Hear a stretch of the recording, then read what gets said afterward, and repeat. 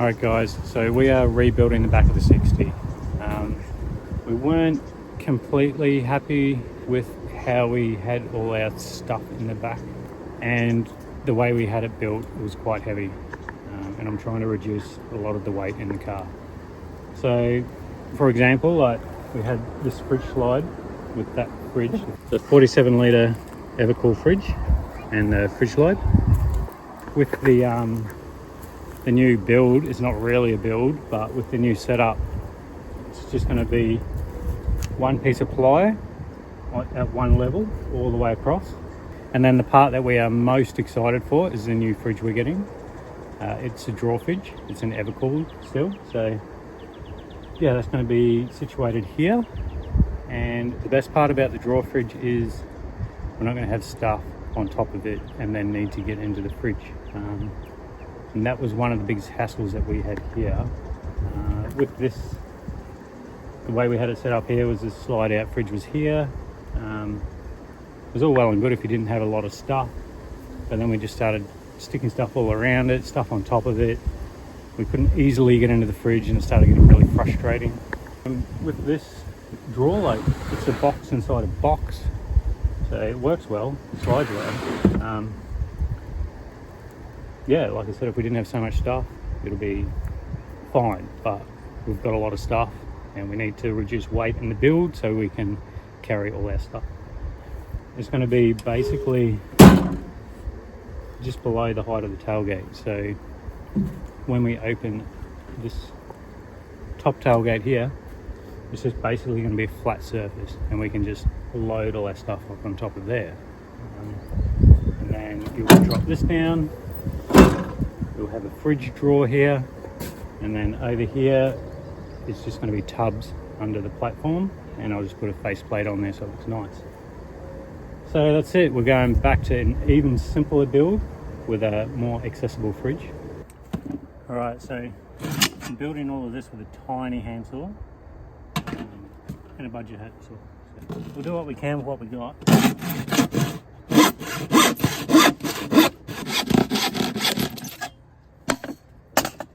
I guess that's another reason to like keep the fit out simple.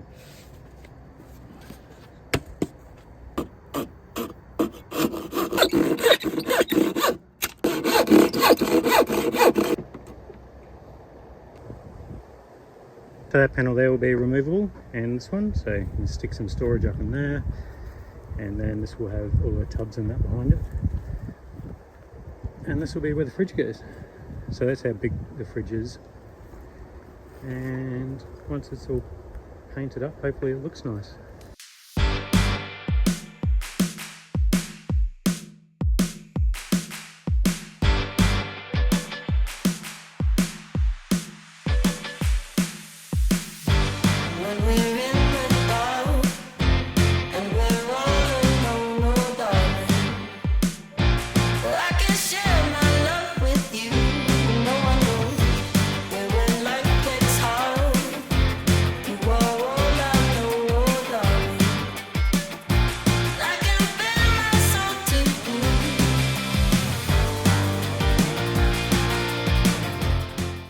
Not only is this a cheap fit out material wise, even the fridge isn't that expensive. It's also a cheap fit out labour wise, because I'm a dad and I don't have time to do things. So this is literally just getting slapped together. This is still drying, I'm going to chuck it in there anyway. It can dry in there, it'll be fine. Yeah, so let's just keep going.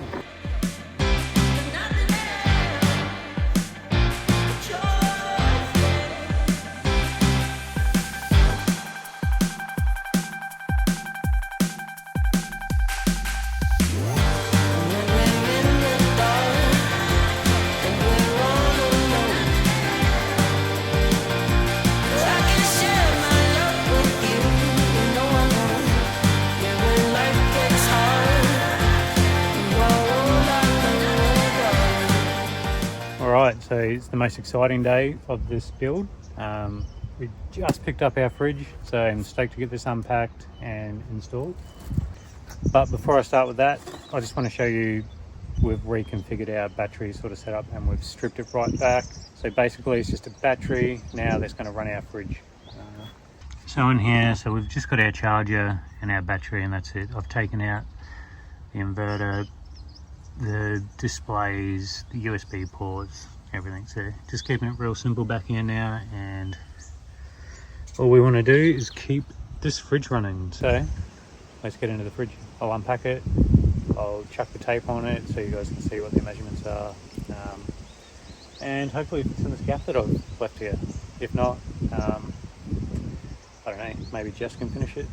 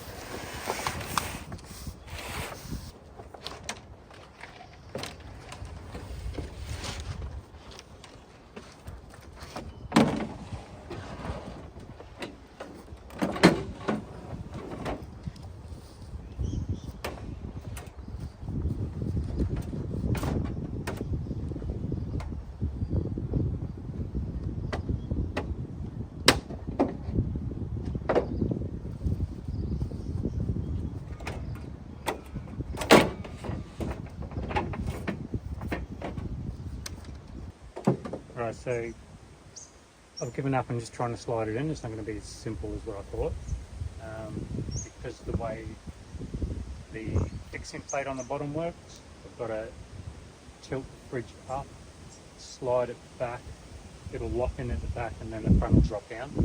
So what that means is I'm going to have to unscrew this board, just lift it up high enough for me to do it like that, and then I'll screw the board back down afterwards.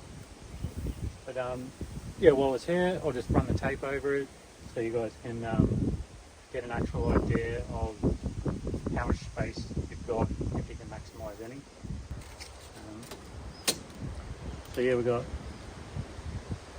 590 on the fridge, and then the bottom plate is, yeah, your plate, you're looking at 600 for your plate, and then you've got these lugs here, which are going to stick out another 5 mil or so either side of the fixing plate. So you're going to need sort of 610, I guess, for these to be able to squeeze past whatever cabinetry you got. The best way to do it would be to probably fit the plate, put the fridge in, and then put your cabinetry around it, because then you don't have to worry about leaving space for these things. So front to the very back where the motor is, 830, and then front to the back of the fridge section, 675, and then you've got a bit of room here. You could probably utilise that area somehow. But yeah, there you're looking at about 190, 160, but you do have the drain pipe coming out here, so you still have to allow for that. And the height of the fridge itself is 300. Oh, there's some feet on the bottom of the fridge as well, so yeah, your total height is going to be 327. Length of the mounting plate, front to back, 592. Hopefully that helps you out if you're trying to work out your build. Alright, so these are the bolts I was getting caught on. So it's no biggie. Between there, it must have just been getting stuck like that. Once it's up and over there, there's nothing for it to catch on. So.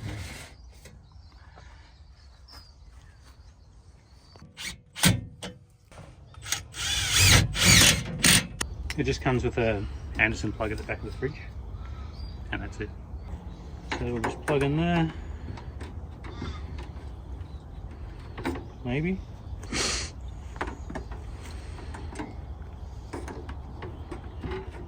There we go. So that'll plug in there, and then I've just got an Anderson plug on the battery. So I'll just plug straight into the battery, and that's all we need to do.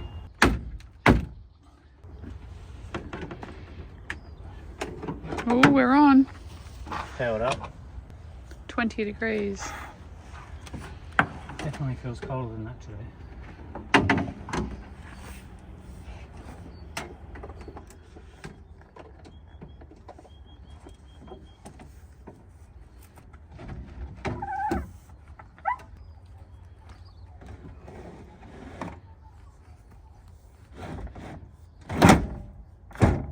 That's it. We're in. Now that it's dropped into place. Is it flat? Oh, yeah. Yeah. Oh. Well, yeah, we'll do once it's... Okay. You do what you can, alright? This is going to get trashed anyway. That's why I did say carpet would be better. Alright, so what we do get in here is, so these look like screws for fixing down. And probably under timber. You could pre-drill and screw it into the metal, but I just use some self-tappers. And then looks like there's some other screws to fix in under here in these holes. So that'll hold the fridge securely in place. Alright, we are all installed. Very, very happy with the new setup. I don't have to battle with any of my junk stopping me from getting into my fridge anymore, which was quite annoying, especially when it was a daily occurrence. So yeah, this will be obviously on, off, on, must be set to 2, bring it down to 0. Goes all the way down to -16, I think. Oh, -18, so that'll be the freezer. We'll set it on 0, get it down to 0, chuck some beers in there, and yeah, we'll see how it goes. I might give you guys actual internal measurements of all of this. So, I mean, it says you can fit cans in there, but is it cans and something on top? Is it, you know, so we'll get internal measurements for everyone, so then we actually know what we can fit in there. So up to the lip where the clear plastic sits, we have 154. Across here in the smallest section, there's ribs in here, so I'm just going to go from rib to rib. We've got 433, and then from front to back, actually I'll give you some measurements for this section. The front compartment will be 190, back compartment, these are all smallest possible measurements, 332. And if we get rid of that, front to back is 535. You could possibly get a little bit more height if you didn't have those plastic things on there. Probably get up to like 163 and a touch more because there's a gap there. So from the very bottom to the absolute won't close anymore, 175. One thing that I wasn't aware of is this gap here. It is about 30 mil. Yeah, I just assumed the drawer would go all the way down to here, but obviously it's got legs and it's probably good to have a bit of clearance there. But now I'll just fill that with something, or maybe just paint all this area black so it just looks like a shadow. Done. New build. Done. Sorted. Probably going to put carpet on here because this is scratched already. But yeah, this is going to be so good because we're about to head north. This setup is so much better. It's going to be a lot better. Yeah. So this is the Evakool Platinum 40 litre drawer fridge. We've got the black one. I think it comes in like a charcoal colour. No, I think it's just Grey. black. Oh, just black? Yeah, just black. Okay. But yeah, so our last Evakool fridge was a 47 litre. So we are compromising on a little bit of extra storage, but I feel like with how the drawer works, we'll stack everything way better. I know with those chest fridge freezers, I feel like you always have to like dig to get in there, and we just never stacked it properly. So I think with this, it's just going to be like way better, so much easier.